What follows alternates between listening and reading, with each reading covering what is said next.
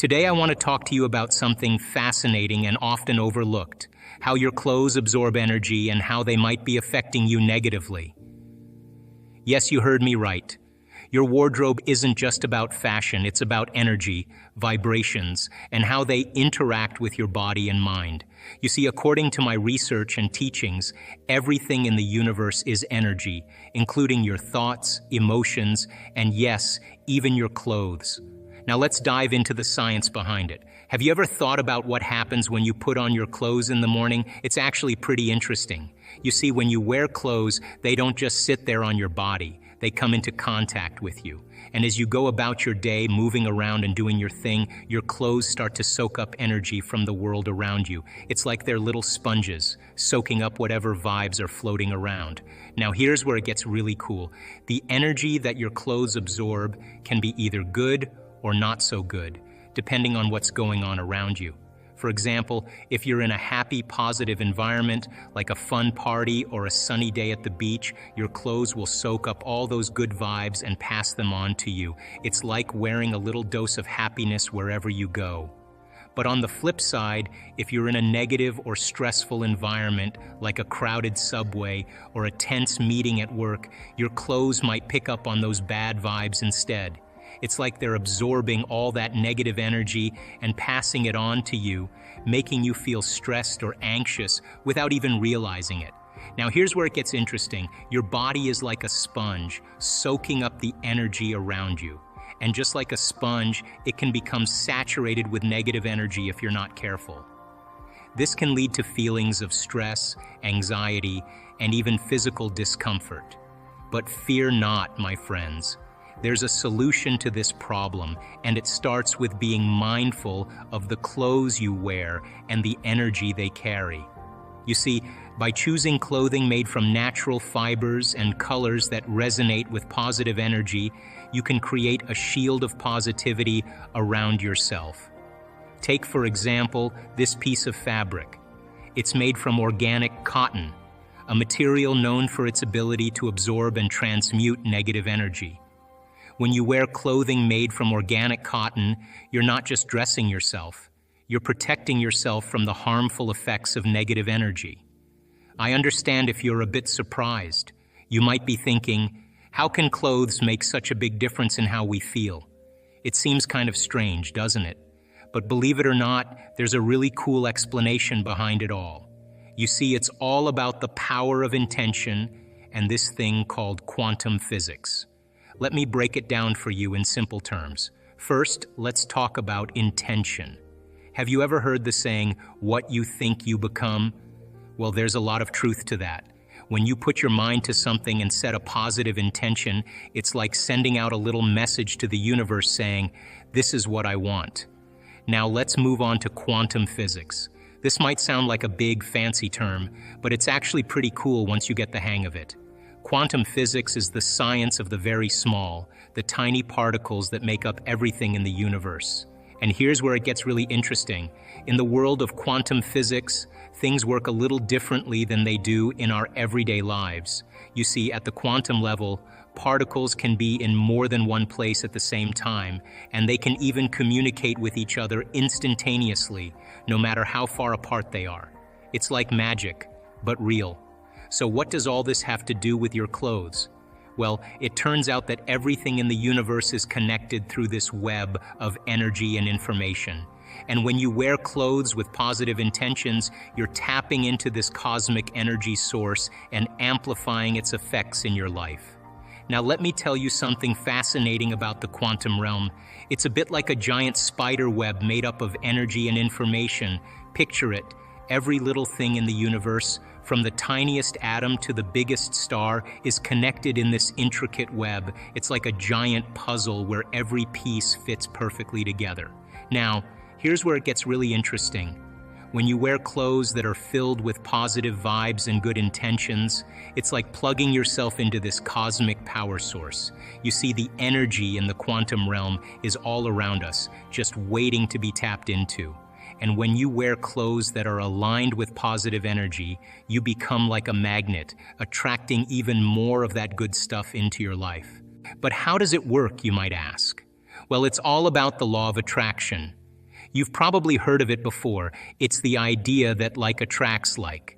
So when you wear clothes that are filled with positive energy, you're sending out a signal to the universe that says, hey, I'm ready for some good vibes. And guess what? The universe listens. It's a bit like tuning into your favorite radio station. When you're tuned into the right frequency, you pick up all the good tunes. And when you wear clothes that are aligned with positive intentions, you're tuning into the frequency of abundance, joy, and happiness. So you might be wondering, how exactly can your clothes make you feel better? Well, it's actually quite easy. Let me break it down for you. The first step is to pay attention to the fabrics and colors of the clothes you wear every day. Take a moment to really look at what you're putting on your body. Are you wearing something that feels comfortable and makes you happy when you put it on? If not, it might be time for a wardrobe upgrade. Choosing the right fabrics and colors can make a big difference in how you feel throughout the day. Let's start with fabrics. When you wear clothes made from natural materials like cotton, wool, or silk, it's like giving your body a little gift. These fabrics are soft, breathable, and gentle on your skin. They allow your body to breathe and move freely, which can help you feel more relaxed and at ease. On the other hand, synthetic fabrics like polyester or nylon can be harsh and uncomfortable. They don't let your skin breathe, and they can trap sweat and bacteria, leading to irritation and discomfort. So, when you're picking out clothes, opt for natural fabrics whenever possible. Your body will thank you for it. When it comes to choosing your clothes, it's important to steer clear of synthetic fabrics and strong dyes.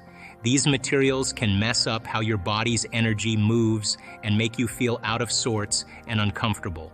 But don't worry, there's a better option. You should go for natural fibers like cotton, wool, and silk. People have been using these materials for ages because they have special powers that can help your body heal. Let's break it down a bit. Synthetic fabrics are made from chemicals in a lab, and they don't always play nice with your body's energy. They can block the flow of good vibes and leave you feeling off-kilter.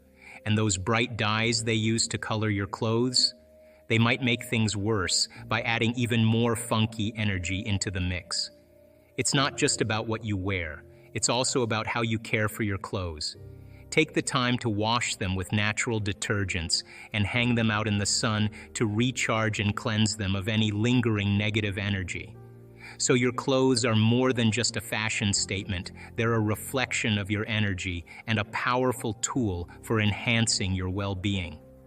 By choosing clothing that resonates with positive energy and taking care of them with intention, you can create a protective shield of positivity around yourself and transform your life from the inside out.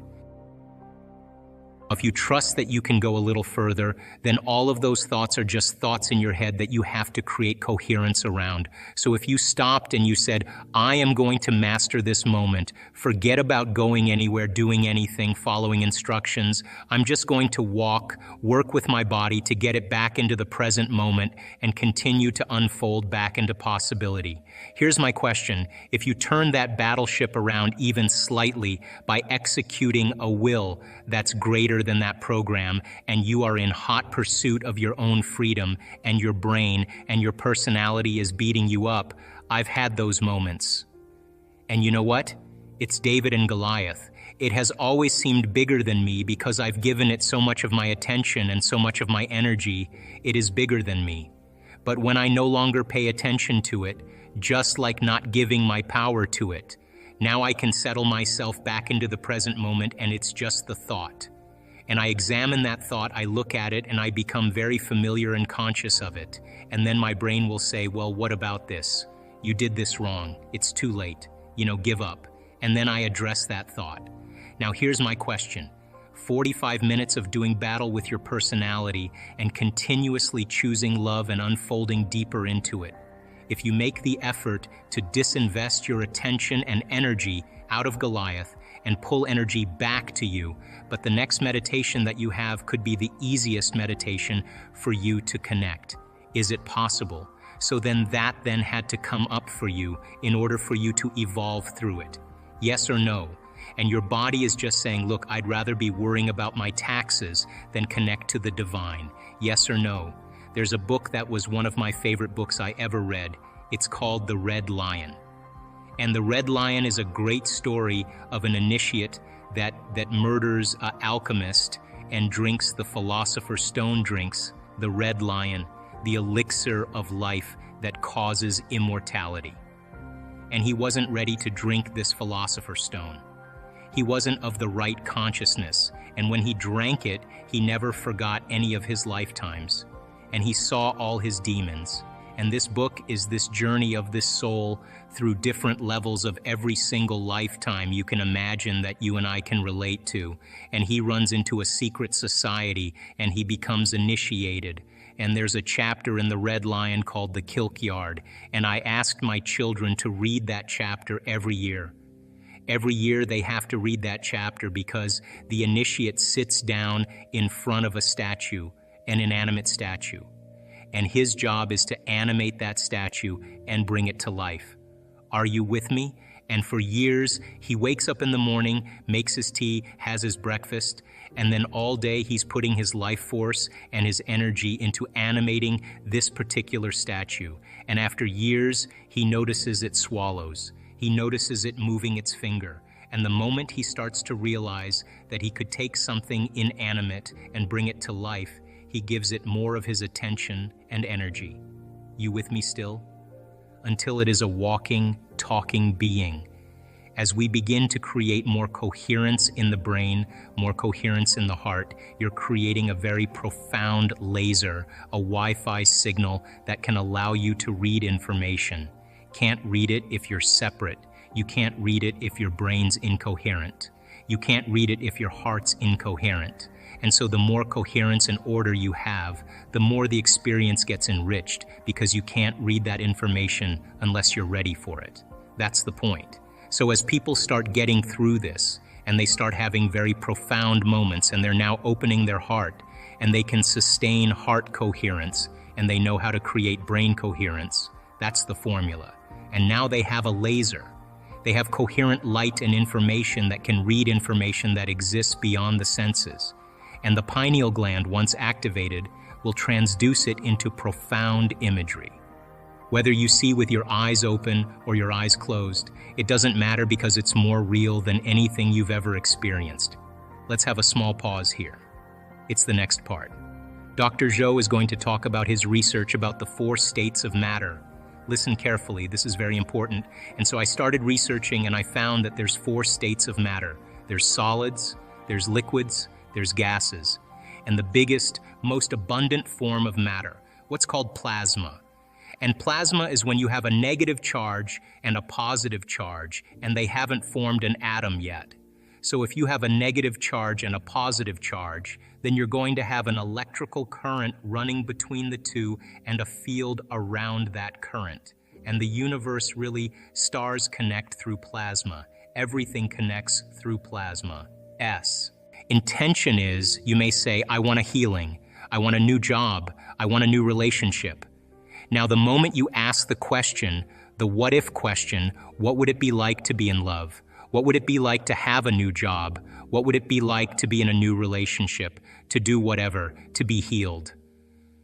The moment you ask that question, the part of your brain called the frontal lobe, which is the crowning achievement of the human being, 40% of your brain is the frontal lobe.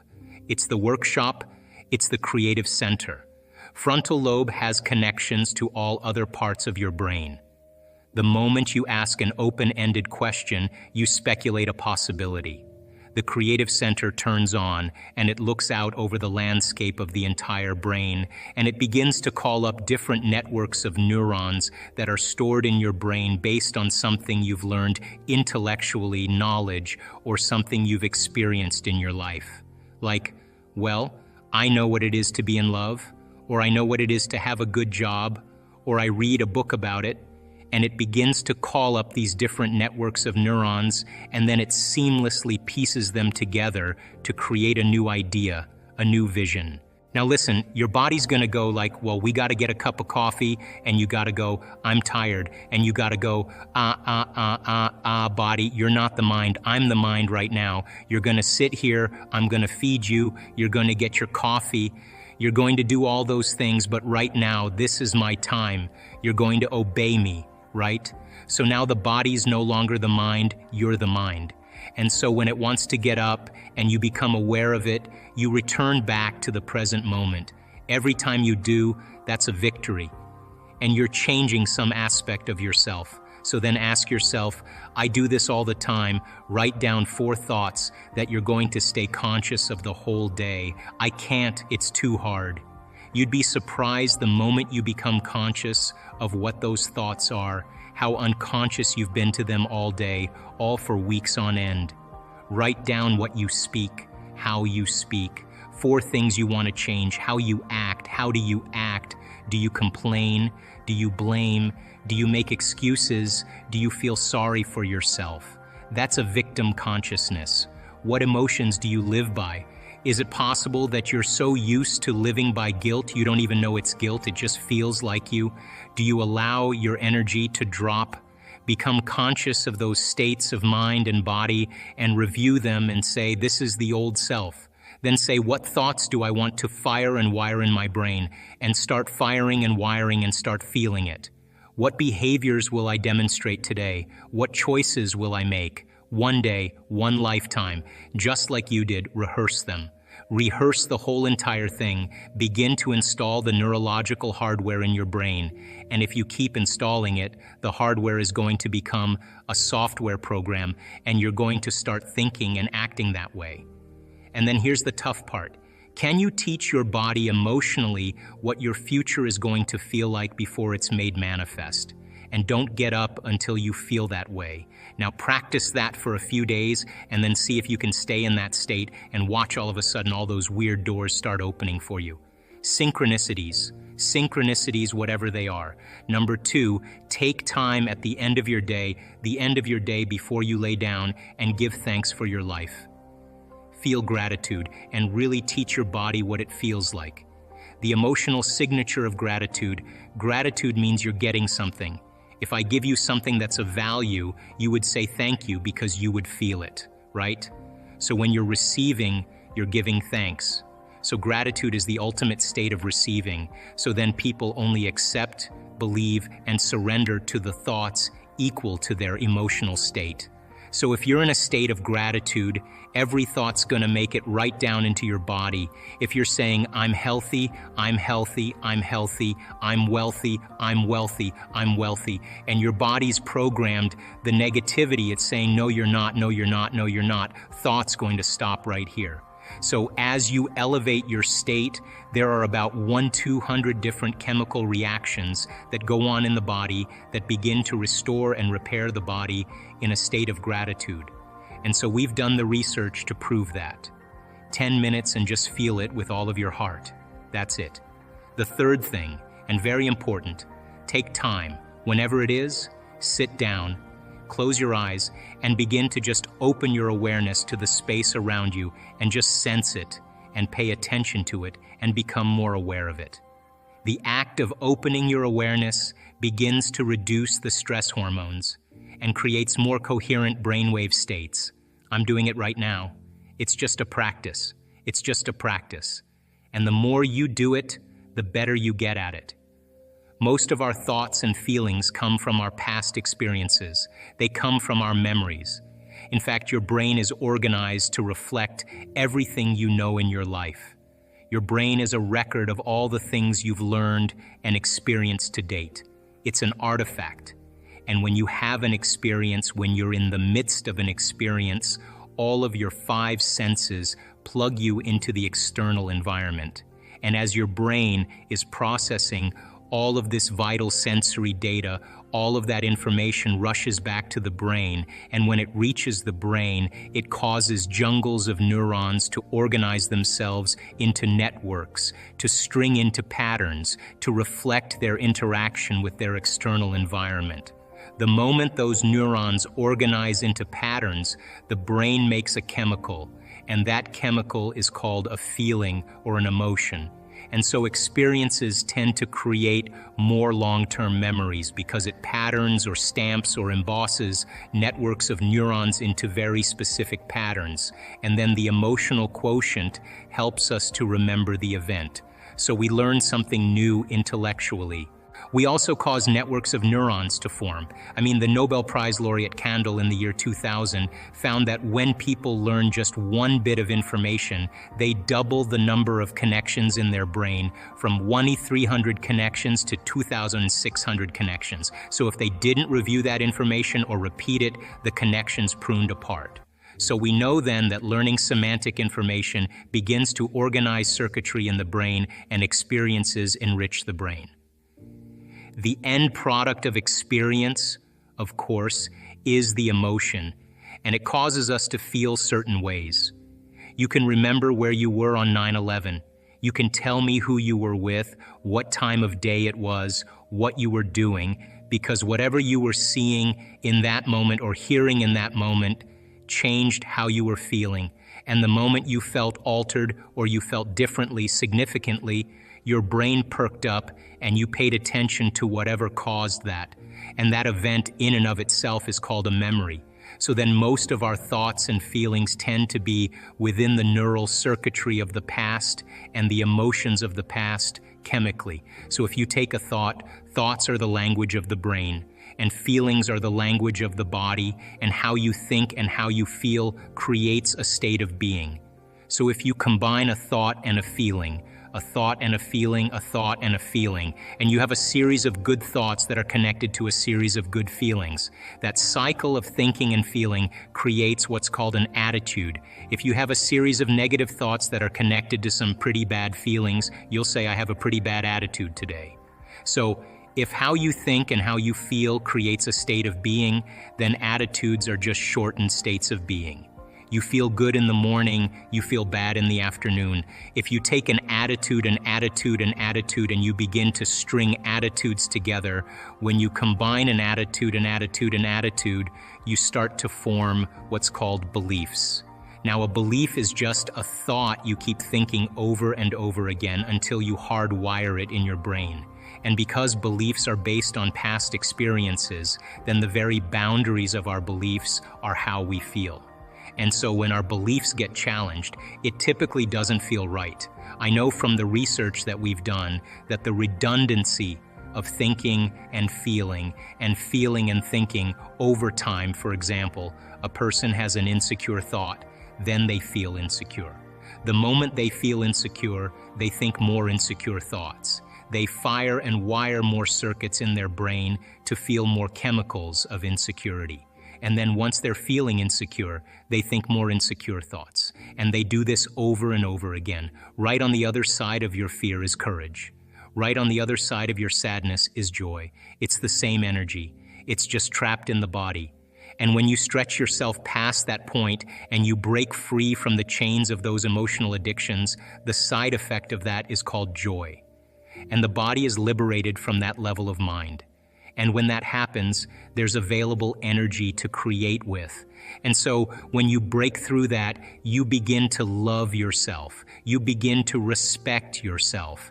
And you begin to love and respect others because you see yourself in them. And now that you're free from it, you can understand them with compassion without knee-jerking in the same way. So the difficulty here is really making the time to do it. And if you began to think about a new way of being and you moved into a state where you said, I'm not going to get up until I am this person. And not only did you memorize it neurologically in your brain, but you allowed the thoughts that you were thinking to become the experience to the point that your body, as the unconscious mind, began to live in that future reality in the present moment. And when you got up, when mind and body were working together in that state of being, and you said, I'm going to maintain the state of being my entire day, and I don't care. Bring on the challenges, because I want to test my greatness. And you did that the entire day. The end of your day, when you finished your day, more than likely you'd have more energy than when you started. The literal translation of the word meditation in Tibetan means to become familiar with. The symbol means to become familiar with.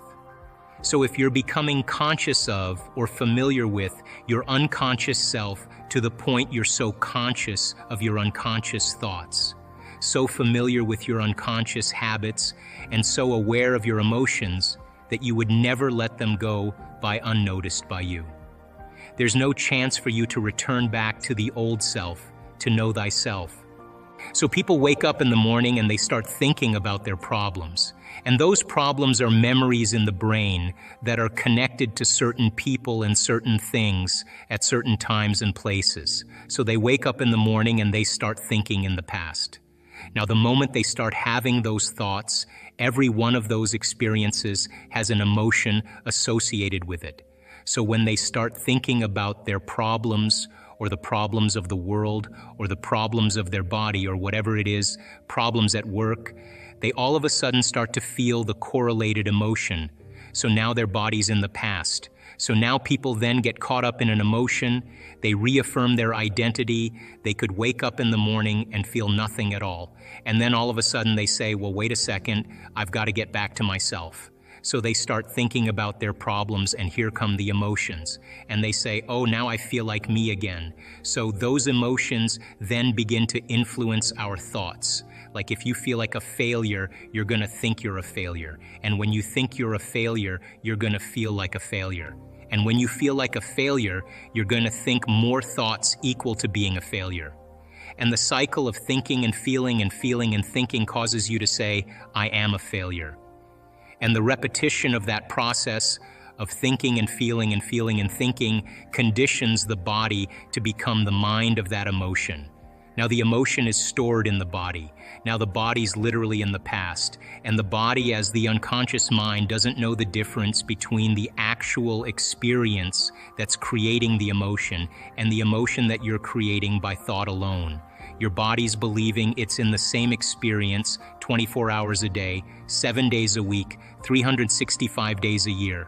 So then getting people out of the past is the work. So then they wake up in the morning after they reaffirm who they are, and they can't think greater than how they feel. They're in the familiar. If you think your thoughts affect your life and you have the same thoughts every day, you're likely repeating yesterday's thoughts.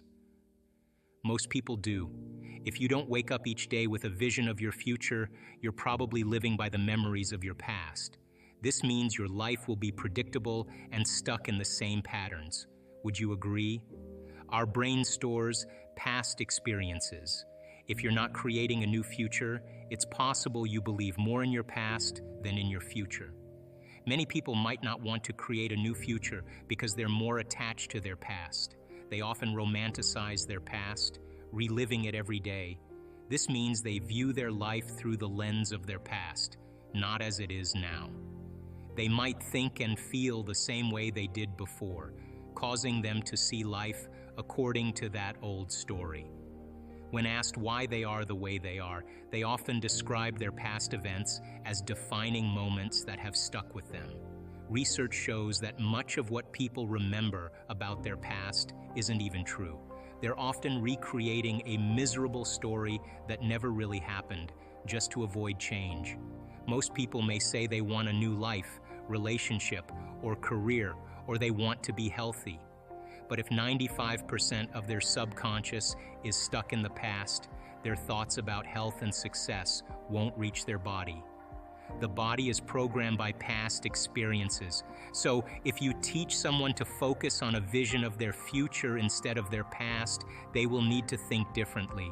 They will have to make new choices and break old habits, which can be uncomfortable. Their body will resist because it prefers the familiar pain of past habits over the discomfort of change. The person will need to change how they talk and avoid certain experiences and people. They must stay aware of their emotions daily, because if they start feeling negative, they are reconnecting with their past instead of their future. Focusing on a vision of the future daily will be uncomfortable and unfamiliar. You'll face uncertainty and might not predict what happens next, because you're stepping out of your known comfort zone into the unknown. If your body is used to the past, it will resist change and want to go back to the familiar. If you keep thinking the same thoughts, making the same choices, and having the same experiences, your brain will stay in those old patterns. This repetition hardwires your brain into a fixed way of being. By age 35, many people have created habits so strong that their bodies and minds act automatically. These habits become a person's identity. When trying to change, positive thinking alone isn't enough because your body is stuck in old patterns. To make a real change, you need to shift the body's conditioning. If you think negatively, you'll feel negative, which reinforces the negative thoughts. This loop of thinking and feeling conditions your brain and body to stay in the past. To change, you must leave your familiar habits behind. Making different choices, like eating healthier or exercising, will feel uncomfortable and unfamiliar. You'll face uncertainty and won't be able to predict the next moment, which means you're stepping into the unknown.